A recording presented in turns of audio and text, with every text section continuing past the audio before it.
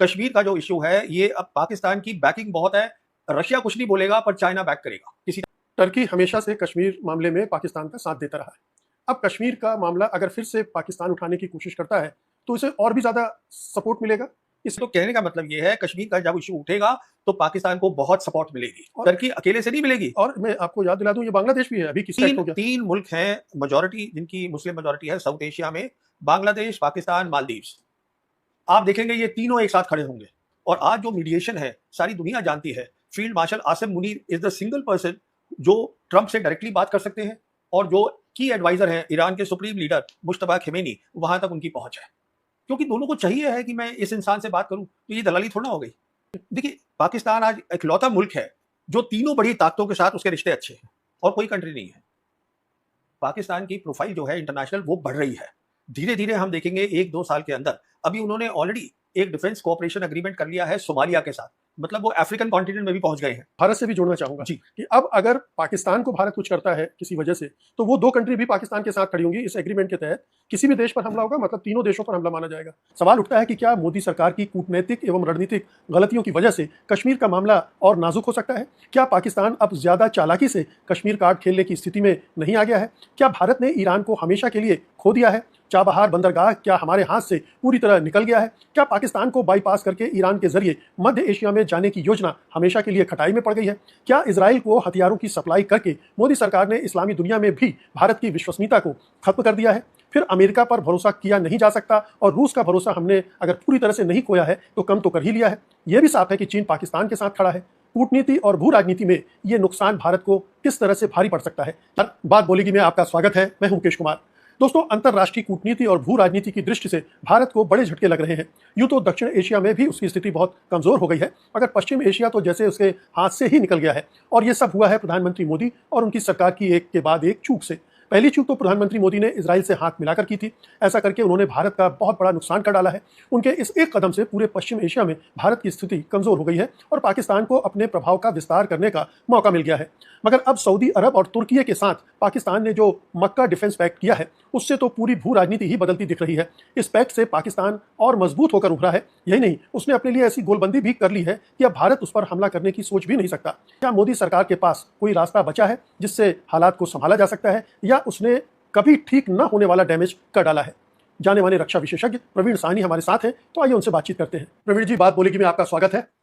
मेरा पहला सवाल आपसे ये है कि वेस्ट एशिया में एक बड़ा एग्रीमेंट हुआ है, डिफेंस पैक्ट हुआ है, जिसे मक्का डिफेंस पैक्ट कह रहे हैं, जिसमें पाकिस्तान, तुर्की, सऊदी अरब शामिल है और इसके एक्सपेंड होने की भी काफी संभावनाएं जताई जा रही। ये इसको अगर हम भारत के नजरिए से देखना चाहें, बहुत सारे लोग मानते हैं कि बड़ा झटका है कि आप मिडिल ईस्ट में, वेस्ट एशिया में आपकी एक हैसियत होती थी। पहले ना आपने इजराइल से हाथ मिलाया, उससे आपको नुकसान हुआ, और अब एक दूसरे तरह का वहाँ सिक्योरिटी आर्किटेक्चर खड़ा हो रहा है, उसमें आप कहीं नहीं। सबसे पहले तो धन्यवाद, आपने मुझे बुलाया अपने मंच पर। देखिए, ऐसा है कि जयशंकर जो हमारे विदेश मंत्री हैं, उन्होंने किताब लिखी है वाई भारत मैटर्स, और उसमें एक पूरा चैप्टर है जिसमें जिक्र है नियर नेबरहुड की। तो ये जो वेस्ट एशिया है ये हमारे लिए बहुत ज़रूरी है। तो मैं ये नहीं कहूँगा कि ये झटका है हमारे लिए, ये एक सिग्नल है कि हमारी फॉरेन पॉलिसी अभी तक गलत है, हमें अपनी फॉरेन पॉलिसी को ठीक करना है। इसको मैं इस तरीके से देखूंगा। अब जहां तक ये अग्रीमेंट का सवाल है, तो देखिए मैं इस पे आता हूं, लेकिन मैं ये समझना चाहूंगा कि आप इसे झटका क्यों नहीं मान रहे? क्योंकि ये जब वार शुरू हुई थी ईरान के खिलाफ, अमेरिका और इजराइल की, और ठीक उसके पहले हमारे प्रधानमंत्री वहां गए थे और उन्होंने एक तरह से हामी भर दी थी नेतन्याहू को, और फिर जो वार जिस तरह से आगे बढ़ी और ईरान एक तरह से विजेता दिख रहा है, उसमें यह माना गया कि जो गेम हमारे प्रधानमंत्री खेलना चाहते थे वो तो हार गए, और अब ये जो दूसरा फेज आ रहा है वो भी हमारे अनुकूल नहीं है। तो इसे झटका आप क्यों नहीं मानते? देखिए, ऐसा है, जिसमें आपसे कह रहा था कि हमारी फॉरेन पॉलिसी मोदी सरकार की गलत है। प्राइम मिनिस्टर को 25 फरवरी को 28 फरवरी को जंग शुरू हुई है वेस्ट एशिया में, इजराइल नहीं जाना चाहिए था, क्योंकि इजराइल जाने का मतलब ये हुआ प्राइम मिनिस्टर का कि हम शामिल हो गए इस लड़ाई में एक साइड पर। और भारत से भी जोड़ना चाहूंगा जी कि अब अगर पाकिस्तान को भारत कुछ करता है किसी वजह से तो वो दो कंट्री भी पाकिस्तान के साथ खड़ी होंगी इस एग्रीमेंट के तहत। किसी भी देश पर हमला होगा मतलब तीनों देशों पर हमला माना जाएगा। पहले ये सऊदी अरब के साथ था। ना, इसको इस तरीके से मत लीजिए। इसका मतलब ये होगा कि अगर हिंदुस्तान और पाकिस्तान की जंग होती है, तो अगर पाकिस्तान को जरूरत है इन दो कंट्रीज की, किस तरीके की मदद चाहिए, ड्रोन चाहिए, मान लीजिए टर्की से, या कुछ और सामान चाहिए, कुछ सऊदी से चाहिए, तो वो उसको प्रोवाइड करेंगे। जंग जो है, अगर वो कहेंगे कि आके हमारे साथ जंग लड़ो, तो दूसरी बात है, लेकिन एग्रीमेंट में ये प्रोविजन तो है। हाँ, मैं मान गया आपकी बात, पर क्या होगा कि जहां तक पाकिस्तान का ताल्लुक है, पाकिस्तान जो है वो लड़ाई करेगा हिंदुस्तान के साथ चीन की मदद से, जो हमने सिंदूर में देखा था। उसी तरीके से अगर टर्की और इजराइल की जंग होती है, ये टर्की डिसाइड करेगा अगर उसको पाकिस्तान चाहिए, किस तरीके से चाहिए, तो ये लिखना कि attack on one is attack on all three, इसका मतलब ये नहीं है कि उनकी फौज वहां पे जाके खड़ी हो जाएगी। इसका मतलब ये है अगर जरूरत होगी फौज की, क्योंकि टर्की की जो मिलिट्री है बहुत स्ट्रांग है, पर उनको कई और चीजें चाहिए हो सकती हैं, मान लीजिए पाकिस्तान से, कुछ सऊदी से, तो ये तीनों मुल्क जो है एक साथ खड़े होंगे और इसमें और मुल्क भी जुड़ेंगे। इसमें अभी इजिप्ट भी जुड़ेगा, पर उसमें वक्त लगेगा। वक्त इसलिए लगेगा क्योंकि इजिप्ट का एक कैंप डेविड अकॉर्ड है 1979 का इजराइल के साथ, जिसका मतलब यह है कि इजिप्ट किसी भी एग्रीमेंट में नहीं जा सकता जो इजराइल के खिलाफ हो। तो ये यहाँ पे दिक्कत आ रही है। तो और भी आएंगे, कुवैत भी इसमें आएगा, कतर भी आएगा। अच्छा, एक बात इंपॉर्टेंट क्या है, ये एग्रीमेंट तो है ही है, पर जो बाइलैटरल एग्रीमेंट भी है वो भी है। वो बाइलैटरल एग्रीमेंट ऑटोमेटिकली इसमें नहीं चले जाएंगे, वो अलग है। तो ये बेसिकली एक खाका बन रहा है, एक सिक्योरिटी फ्रेमवर्क बन रहा है वेस्ट एशिया में अमेरिका फौजें जाने के बाद का। जी, लेकिन जो आपकी बात को मैं आगे बढ़ा रहा हूँ, अभी जब ईरान पर हमला किया और ईरान ने भी सऊदी अरब में जो अमेरिकी अड्डे थे उन पर हमला किया, तो पाकिस्तान ने 15,000 सैनिक भेजे वहाँ और अपने एयरक्राफ्ट भी भेजे। तो चूंकि सऊदी अरब पर हमला हो रहा था, इसलिए पाकिस्तान भी उसकी मदद के लिए तैयार हो गया। तो ये एक जो भी इस पैक्ट में शामिल हो रहे हैं उनके बीच बेशक अभी खुल के ना कहा जा रहा हो, लेकिन ये ऐसी सूरत जब बनेगी तो ऑफकोर्स वो जुड़ेंगे, मदद भी करेंगे। ऑपरेशन सिंदूर के समय भी टर्की मदद कर रहा था। तो ये भारत के लिहाज से मैं सोच रहा हूँ कि पाकिस्तान ने अपने आप को और भी ज्यादा मजबूत कर लिया है। देखिए, मैं ये इसको इसलिए नहीं बोलूंगा, जो पाकिस्तान और सऊदी का एग्रीमेंट हुआ है वो 2025 में हुआ था, ठीक है ना, वो पहले हो गया था। और जहां तक अगर आप देखिएगा तो 1970 से जो पाकिस्तानी एयरफोर्स है, पाकिस्तानी मिलिट्री है, वो सऊदीज की मदद कर रही है, वहां उनकी फौजें जाती है। जो चीज हो रही थी उसको उन्होंने फॉर्मल कर दिया है। अब इसको मैं थोड़ा सा और समझाना चाहूंगा कि इसका मतलब क्या है। अब कलेक्टिव सिक्योरिटी का मतलब ये है कि जैसे सऊदी और यमनीज की लड़ाई चल रही है, तो सवाल उठ रहा है कि क्या पाकिस्तान की फौज यमनी से लड़ाई करेगी? उसका जवाब है नहीं। उसका क्यों जवाब नहीं है? क्योंकि ये कलेक्टिव सिक्योरिटी है, कलेक्टिव डिफेंस नहीं है।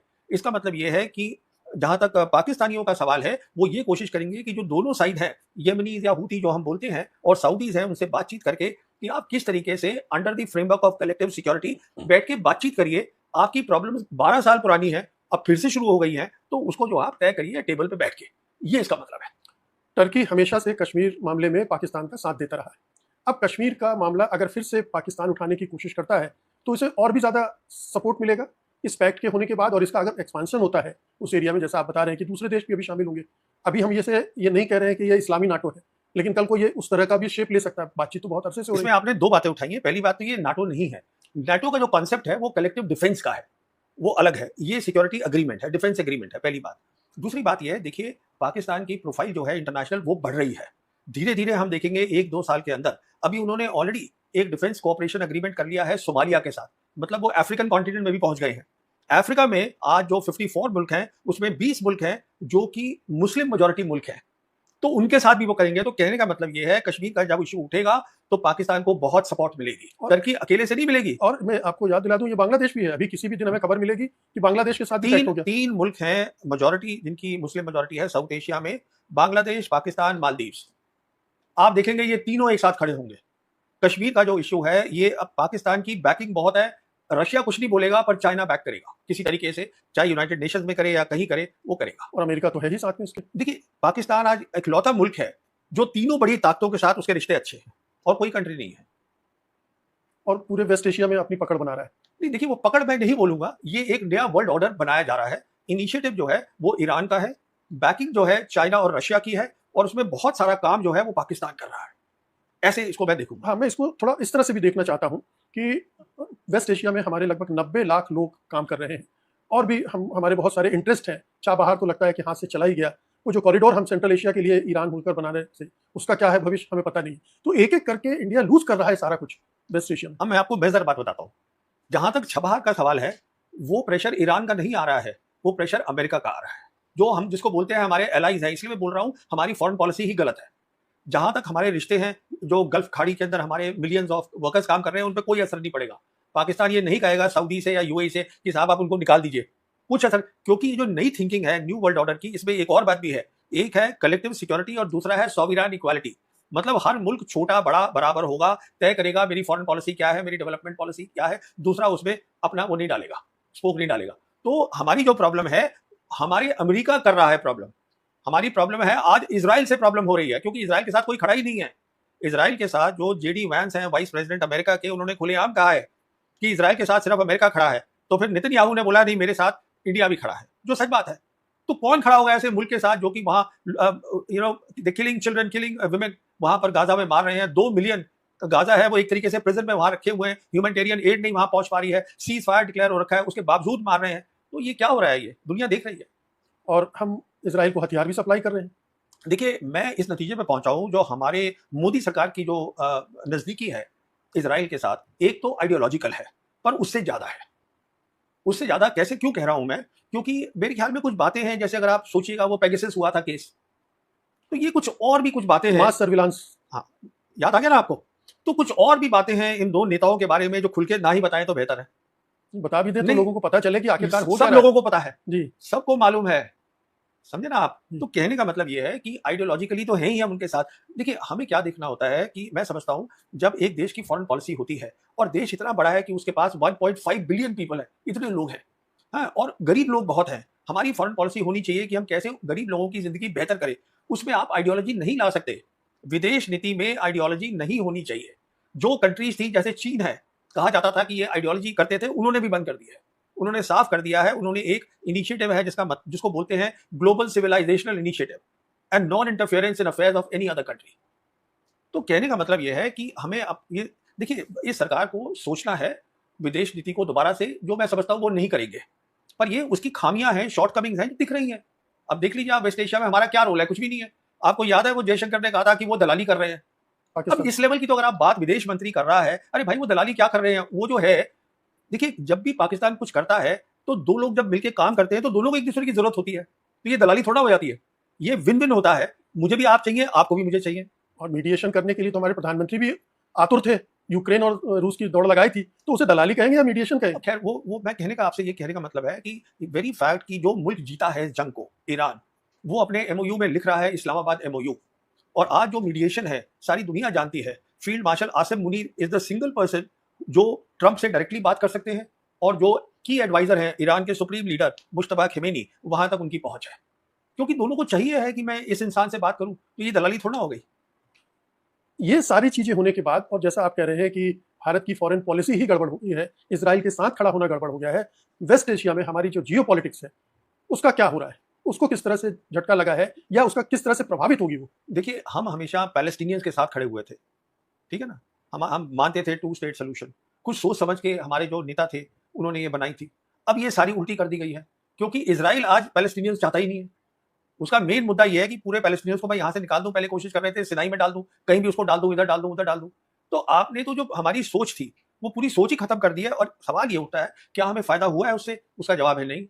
दिख रहा है हमको, आजकल जयशंकर भी कम बोल रहे हैं, क्योंकि क्या बोलेंगे, कुछ है ही नहीं बोलने के लिए, सब दिख तो रहा है।